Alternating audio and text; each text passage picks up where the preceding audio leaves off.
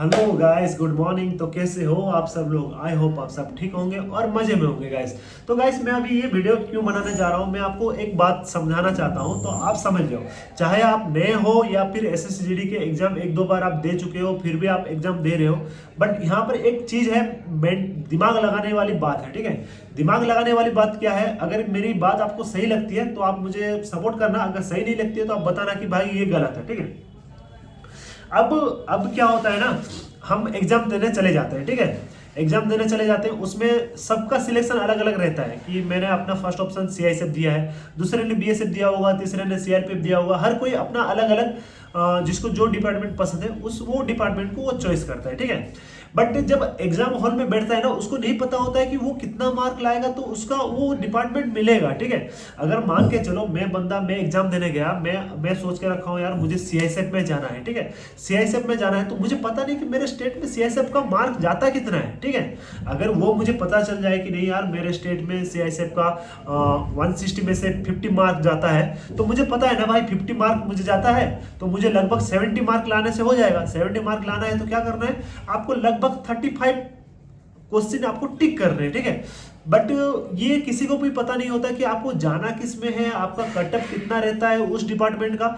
आपको ये अगर आप पता कर लोगे ना तो थोड़ा आपका एग्जाम थोड़ा आपको इजी हो जाएगा गाइस। ठीक है, अब जैसे मैं आपको मान के चलो एग्जांपल एक देता हूं मैं। ठीक है, जैसे कि मैं अपना मान के चलो एक बंदा है। ठीक है, एक्स एक बंदा है, वो उसने डाला है बीएसएफ, फर्स्ट ऑप्शन डाला है। ठीक है, वो बिलोंग करता है उड़ीसा से, वो उसका एरिया आता है नक्सल एरिया। ठीक है, नक्सल एरिया बीएसएफ का उड़ीसा में लगभग जाता है 35 मार्क्स टू 40 मार्क जाता है उसका कटअप। ठीक है, तो उसको लाना कितना मार्क है, बस 25 क्वेश्चन टिक करने हैं, 25 में से 50 मार्क आ गया तो उसका बीएसएफ में हो गया।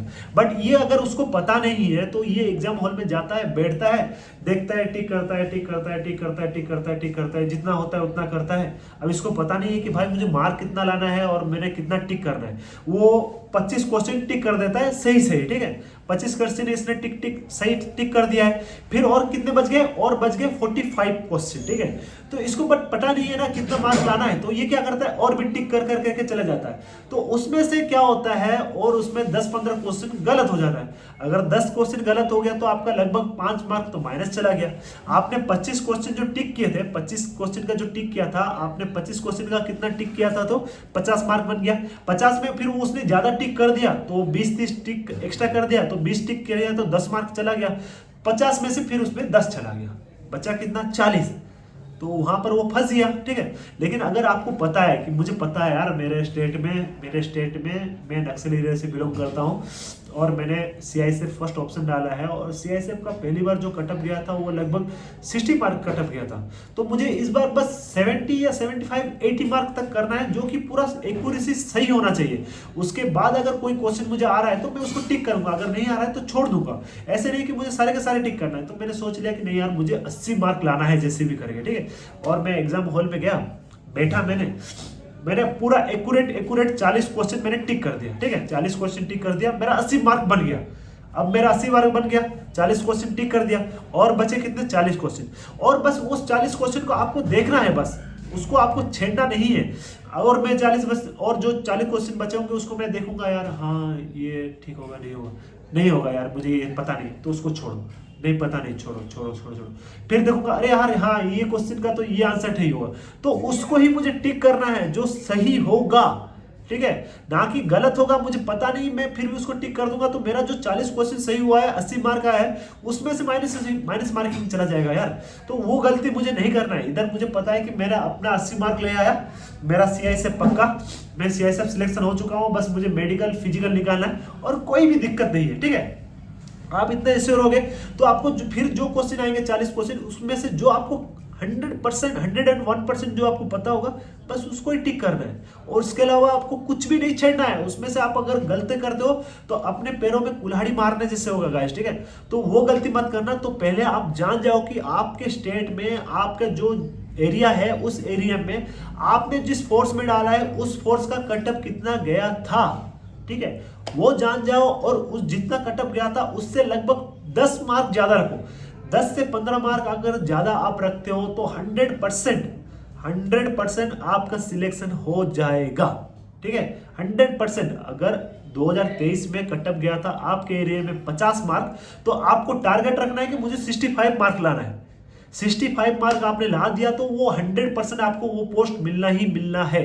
अगर आपने 60% भी मार्क लाया ना, 60 मार्क भी अगर लाया ना, तो आप कंपटीशन में रहोगे, ठीक है, आप कंपटीशन वाले बंदों के साथ रहोगे। बट आप अगर 65 मार्क आपने ले आया तो भाई साहब मुझे तो मेरा पोस्ट मिल गया यार, मुझे अब बस फिगर कटअप वटअप की फिक्र मत करो।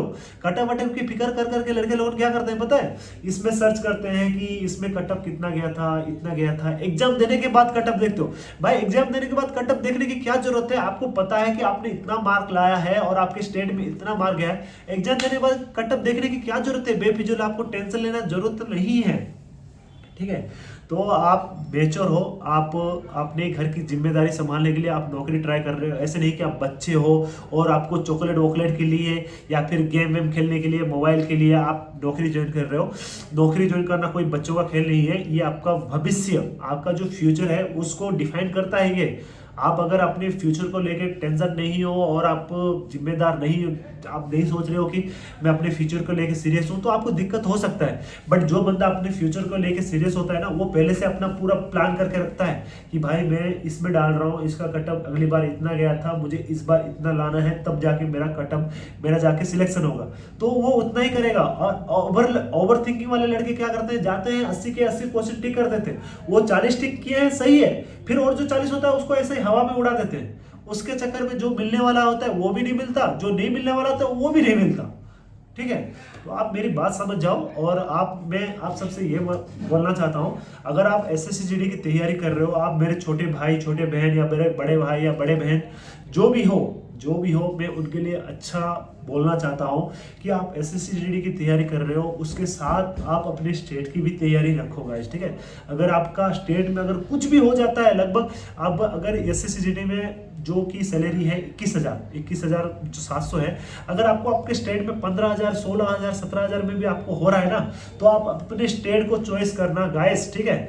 मैं आपको बता रहा हूँ, स्टेट में चॉइस करना नहीं। अगर आपको ज्यादा सुलेमानी कीड़ा है, आपको अगर लगता है कि नहीं यार ये गलत बोल रहे हैं, तो मेरा कोई जाता नहीं है, आप आओ जीडी में भर्ती हो गया हो, फिर आप जैसे डंका बजाओगे ना, मुझे स्टेट में जाना है, फिर पढ़ाई करोगे ना, तब आपको समझ में आएगा।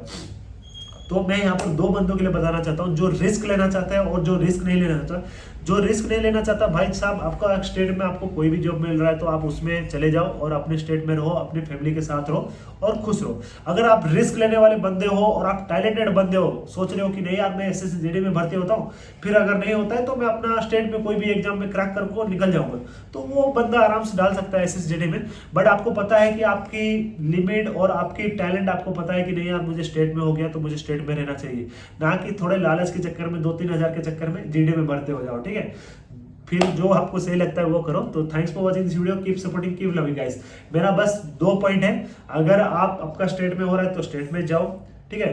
पढ़ाई कर रहे हो तो एसएससी जीडी के साथ साथ और भी कुछ के लिए पढ़ाई करो।